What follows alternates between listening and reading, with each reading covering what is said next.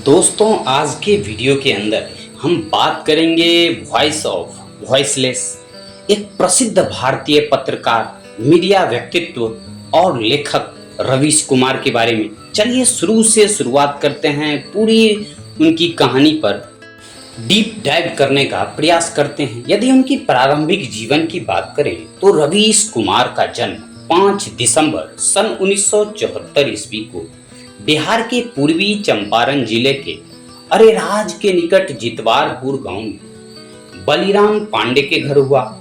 उनके एक भाई ब्रजेश पांडे हैं जो एक राजनीतिज्ञ हैं, और उनकी बहन की यदि बात करें तो नीता पांडे हैं। रवीश कुमार का विवाह नैना दासगुप्ता से हुआ आगे जाकर, और उनकी 2 बेटियां भी हुई। उनकी पत्नी दिल्ली विश्वविद्यालय के लेडी श्री राम कॉलेज में इतिहास पढ़ाती हैं। यदि आगे रवीश कुमार की शिक्षा के बारे में बात करें तो रवीश कुमार ने अपनी हाई स्कूल की शिक्षा लोयोला हाई स्कूल पटना से प्राप्त की और बाद में उच्च शिक्षा के लिए दिल्ली चले गए।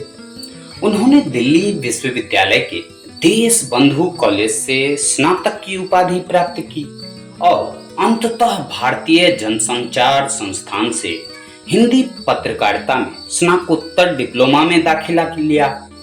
यदि आगे उनके करियर के बारे में बात करें तो रवीश कुमार सन 1996 ईस्वी में एनडीटीवी इंडिया में शामिल हुए।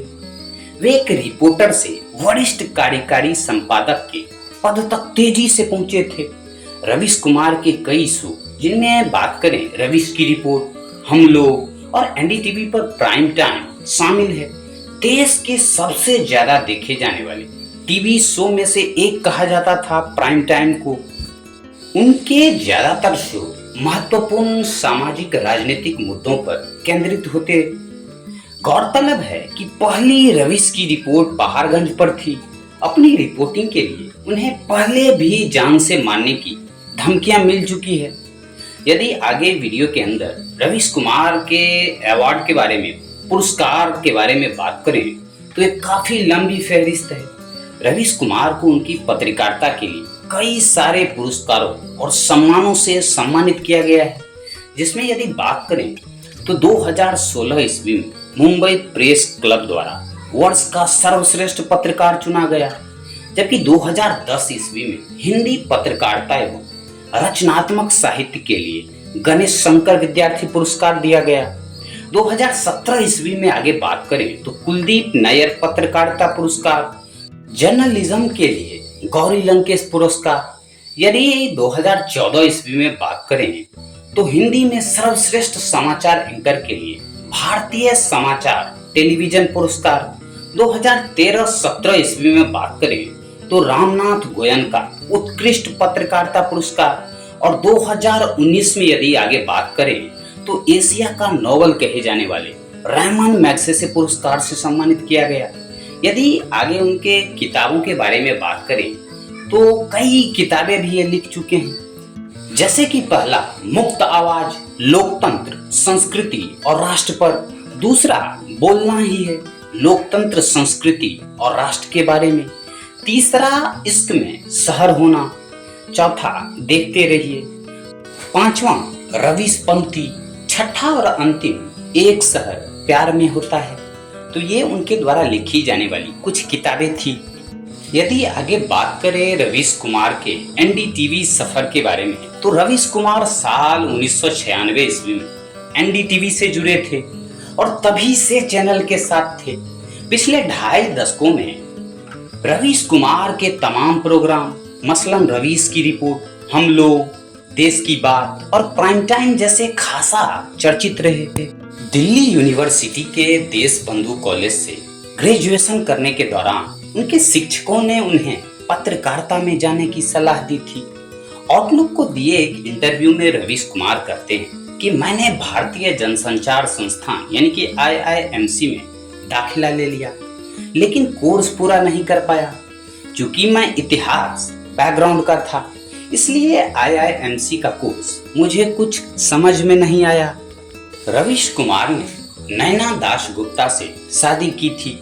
दोनों की 2 बेटियां भी हैं। नैना मूल रूप से बंगाल से ताल्लुक रखती और इन दिनों प्रतिष्ठित लेडी श्री राम कॉलेज में इतिहास की प्रोफेसर भी हैं।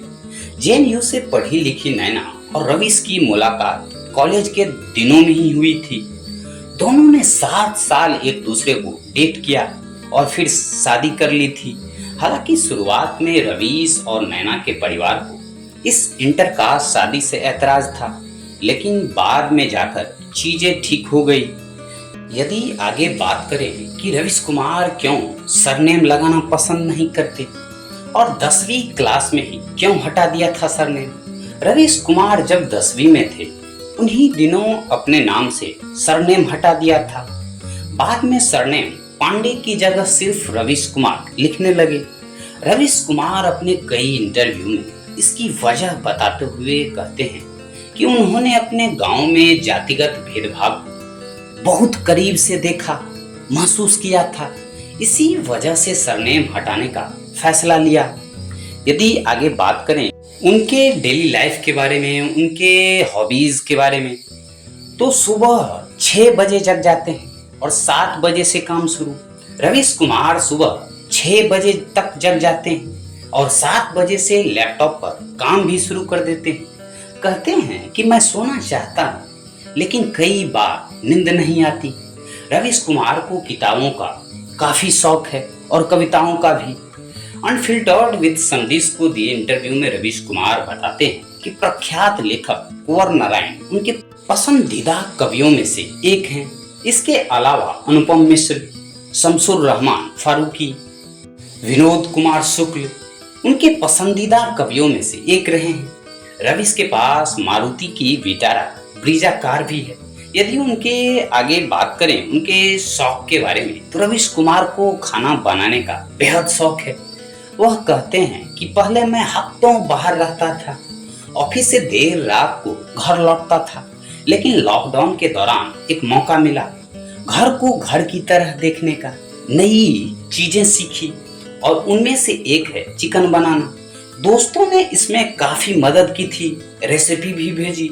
फिर मैंने बनाकर उन्हें तस्वीरें भेजी कि देखो कैसा बना है।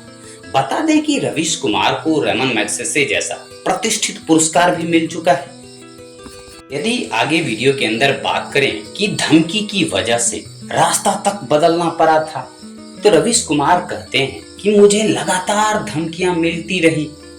पहले अपनी निजी जिंदगी खुलकर जीता था, लेकिन बंदूकों के साये में जीना किसे पसंद है। मुझे धमकियां एक खास वर्ग और विचारधारा के लोगों से मिली जो बहुत पावरफुल हो गए हैं। कई बार ऐसा हुआ कि मुझे बार बार रास्ता बदलना पड़ा। बताया गया कि इस रास्ते पे मत जाइए, खतरा है।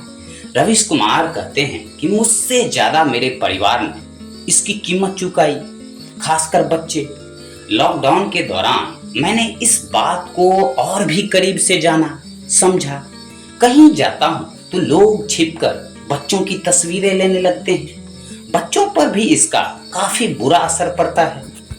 यदि आगे उनके शुरुआती दौर के बारे में बात करें तो पत्र छांटने के काम से की थी शुरुआत।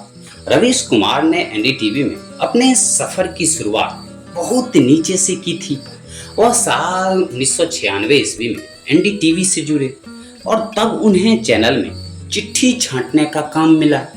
वह कई इंटरव्यू में बता चुके हैं कि चिट्ठी छांटने के दौरान ही वह दर्शकों के आकांक्षाओं से परिचित हुए।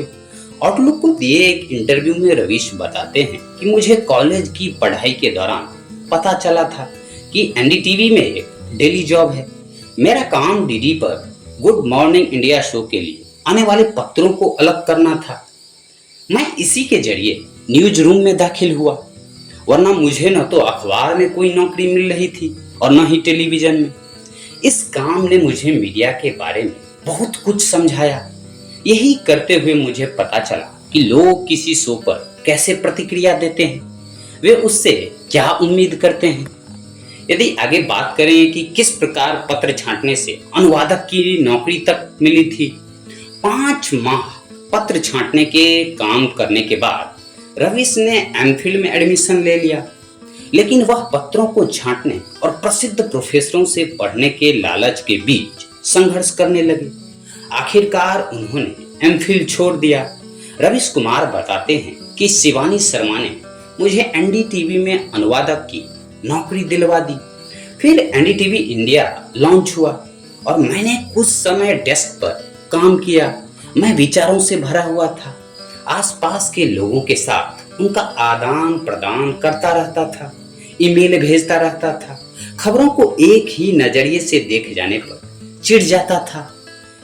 रवीश की रिपोर्ट से कैसे पहचान मिली थी, तो रवीश को जब रिपोर्टिंग का मौका मिला तो उन्होंने गरीब, मजदूर, हाशिए के लोगों को, मुद्दों को उठाना शुरू किया।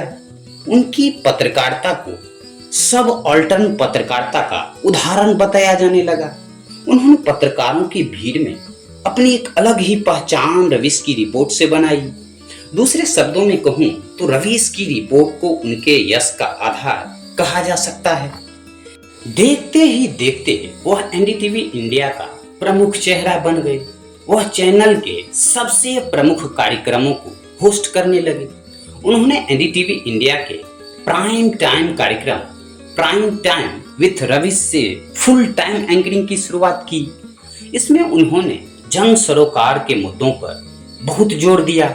नौकरी, बैंक और विश्वविद्यालयों की हालत चलाई गई और उनकी सीरीज को दर्शकों ने जमकर सराहा था। रवीश ने हम लोग और देश की बात जैसे कार्यक्रमों को भी किया, जो और भी चर्चित हुए। रवीश अपने सत्ता विरोधी स्टैंड के लिए कभी प्रशंसा तो कभी आलोचना के पात्र भी बने। सांप्रदायिकता के सवाल को भी वह प्रमुखता से रेखांकित करते रहे हैं और इन्हीं सभी सामाजिक मुद्दों को उठाने के कारण उन्हें वॉइस टू द वॉइसलेस कहा जाने लगा था। और वीडियो के अंत में यदि बात करें तो रवीश कुमार की पत्रकारिता पर डॉक्यूमेंट्री भी बन चुकी है। उनकी पत्रकारिता पर व्हाइल वी वॉच्ड नाम से एक डॉक्यूमेंट्री बन चुकी है। विनय शुक्ला के निर्देशन में बनी व्हाइल वी वॉच्ड को हाल ही में न्यूयॉर्क के आईएफसी सेंटर में दिखाया गया था। बता दूं कि विनय शुक्ला ने इससे पहले अरविंद केजरीवाल पर एन इनसिग्निफिकेंट मैन नाम से एक फिल्म भी बनाई थी।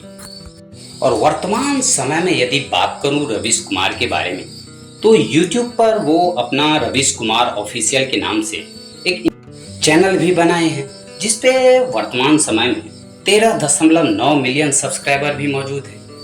और 10 मिलियन सब्सक्राइबर पूरा होने के दौरान उन्होंने कहा था कि ये 10 मिलियन सब्सक्राइबर नहीं है, बल्कि ये 10 मिलियन सरकार से सवाल है।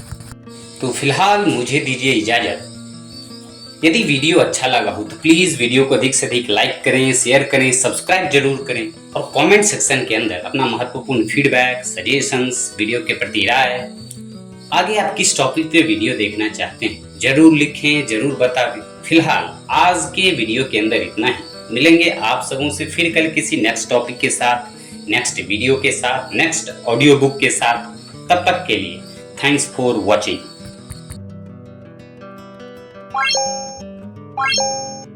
What?